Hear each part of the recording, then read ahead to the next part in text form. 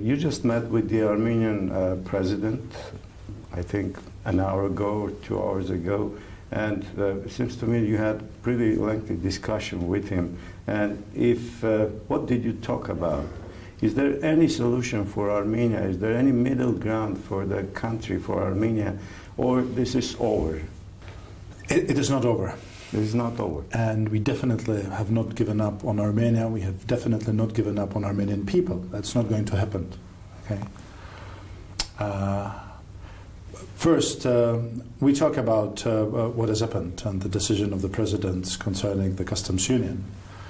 And I assured him that exactly what we want others to do to respect the free choice by our partners, that we respect that free choice too. That's obvious. I mean, we cannot sort of expect or tell the neighbors of our neighbors to do something and then act differently.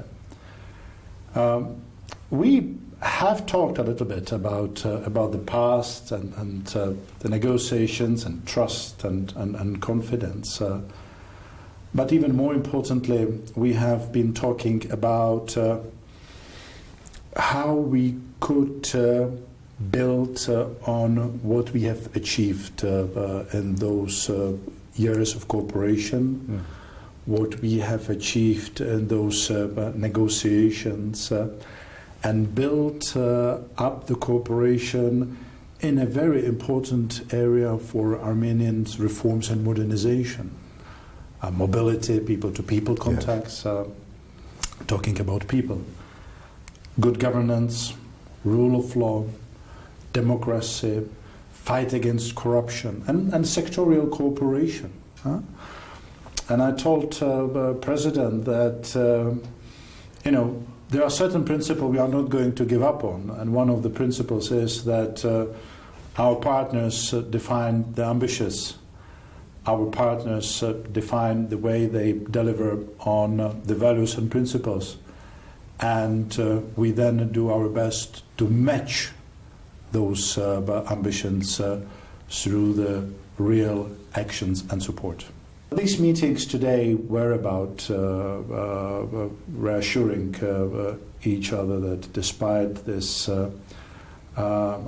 unexpected decision, there is a space for continuing and indeed, as I said, strengthening the cooperation in a certain areas. And I talked today also to civil society, the national platform, and I made it very clear that the fact that Armenia turns from the association agreement to customs union does not mean that the European agenda, European values and European principles will disappear.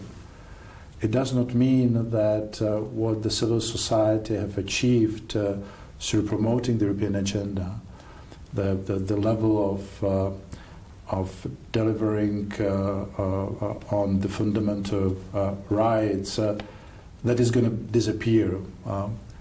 Will be as strongly presented here in Armenia and supporting the civil society.